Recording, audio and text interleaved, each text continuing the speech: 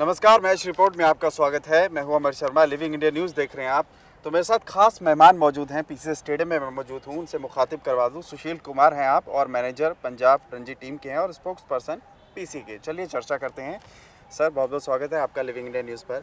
Sir, आपसे जानना चाहूँगा, भारतीय टीम का वजूद किस तरीके से देख रहे हैं? काफ़ी अच्छा परफॉर्म कर रहे हैं और धीरे धीरे लड़के बेहतरीन करते जा रहे हैं। वर्ल्ड कप दूर नहीं है।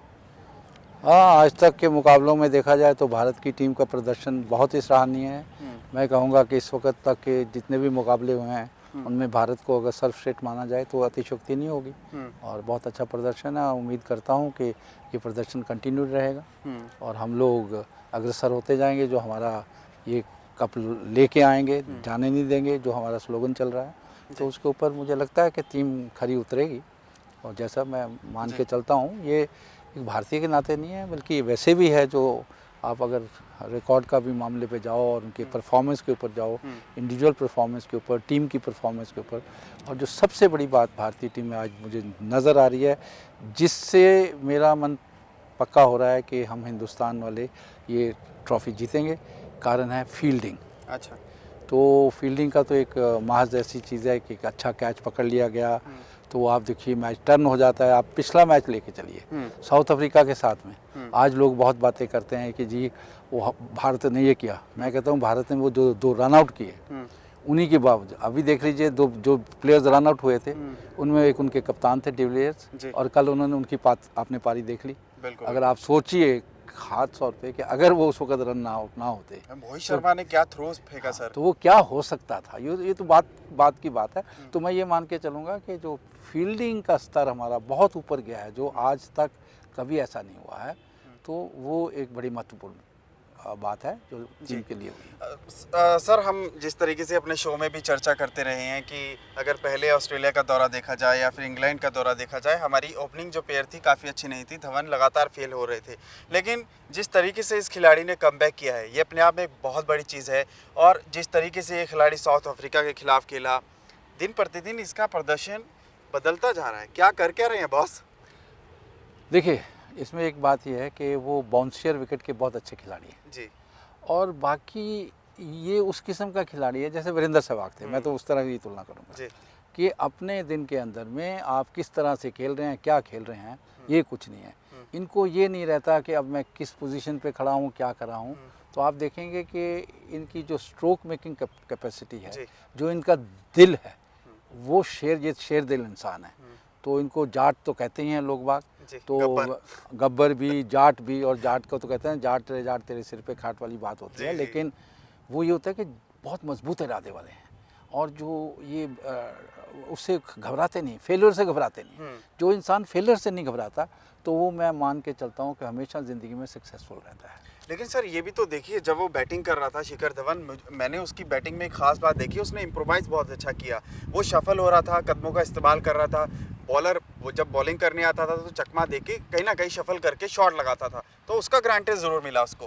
बिल्कुल। अगर आजकल की ये जो वनडे की खेल की है, इसमें अगर आप ये तो जो है शफलिंग और इम्प्रोवाइजेशन इतनी है। अब आप कल का मैच ले लीजिए और जो साउथ अफ्रीका के बैट्समैन ने वो किया है, अब आप सोच सकते हो कि कहाँ पर 408 का स्कोर दर्ज करना और वर्ल्ड कप के अंदर में, और एक उनके कप्तान का, डिविलियर्स का, अगर आप इस वक्त हम आपको दिखा नहीं सकते लेकिन आप देखेंगे तो अगर उसको रिवाइंड करिए तो क्या शॉट्स हैं उनको। कई बार तो आप सोचते दांतों तले उंगली दबाने वाली बात हो जाती है कि आदमी कहाँ से कहाँ क्या कर रहा है। वो तो फास्ट बॉलर को यूं खेल रहे थे कि जैसे भाई आया भाई, अच्छा भाई तू किधर से बॉल करेगा, किधर भी करेगा तो मैं इधर मार दूंगा, इधर करेगा तो उधर मार दूंगा।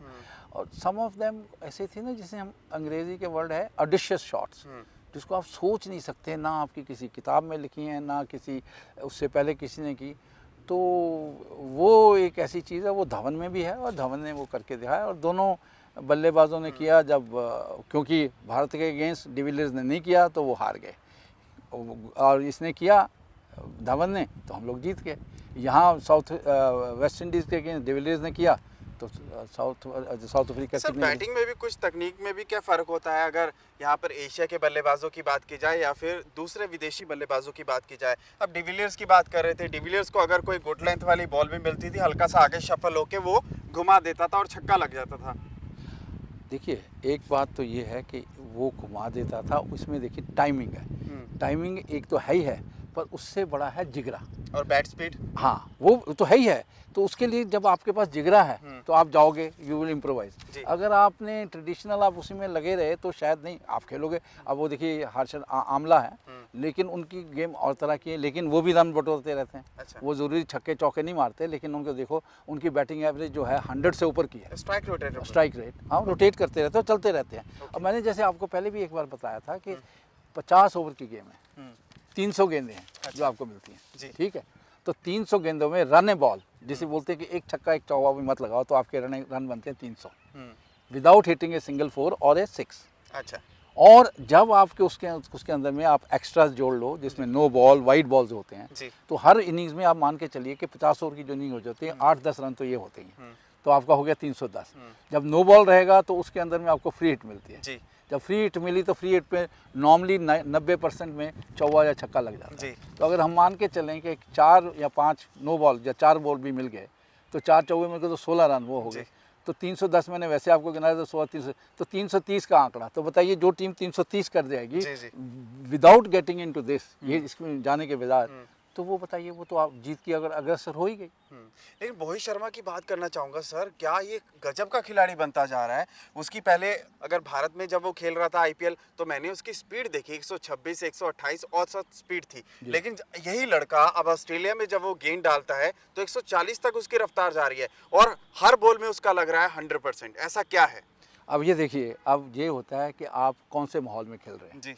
उधर जब उनको बोल्ट दिखते हैं, उनको उनके ऑस्ट्रेलिया के गेंदबाज दिखते हैं, हैं जी, और वो जब उनको देखता है आदमी, जब वो देखता है कि एक मेरे साथ में मान लो बोल्ट दौड़ रहा है, आप एथलेटिक्स की बात ले लीजिए, तो जब वो 10 सेकंड में 100 मीटर करेगा तो जो हिंदुस्तानी खिलाड़ी है जो वो और थोड़ा स्लो दौड़ता है, जब उसको देख के तो मेरा ख्याल में उसके उसमें एवज में आएगा। तो ये यंग लड़का है और अभी अनट्राइड है और इसको सीखने की बड़ी ललक है और कमिटेड क्रिकेटर है, इसलिए आप इसमें ये बदलाव देख रहे हैं। और जिसमें ये चाहत होती है, यही चाहत कपिल देव में थी, उसी चाहत की वजह से वो वर्ल्ड के बेस्ट ऑलराउंडर बने। तो ये मोहित शर्मा भी एक अच्छा खिलाड़ी है। वो भी अच्छा खिलाड़ी है। क्या लगता है अभी टीम कॉम्बिनेशन तो बहुत बढ़िया चल रहा है, विनिंग कॉम्बिनेशन को मुझे नहीं लगता कि धोनी साहब यहाँ पर चेंज करेंगे, लेकिन भुवनेश्वर भी बड़े मैचों का खिलाड़ी है, उसको भी तो खिलाना पड़ेगा, या फिर स्टुअर्ट बिन्नी हो गए आपके।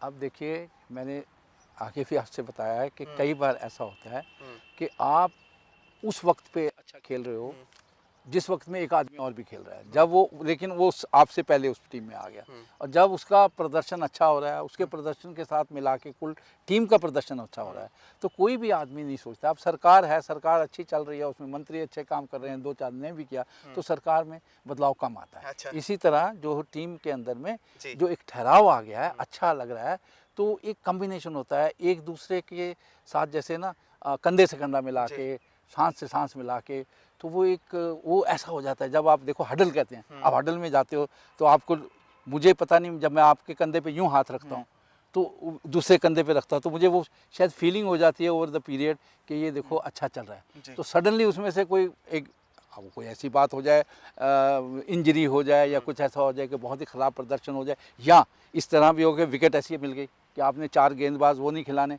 आपको 2 स्पिनर खिलाने पड़ेंगे या कुछ ऐसा करना पड़ेगा, तो उसमें शायद बदलाव आ सकता है। तो कंडीशन पे भी डिपेंड करेगा। बिल्कुल, ये तो हमेशा कोई भी टीम हो उसको ये मान के चलना पड़ेगा कि कंडीशंस के हिसाब से किसी भी टीम ने अपना बदलाव करना पड़ेगा।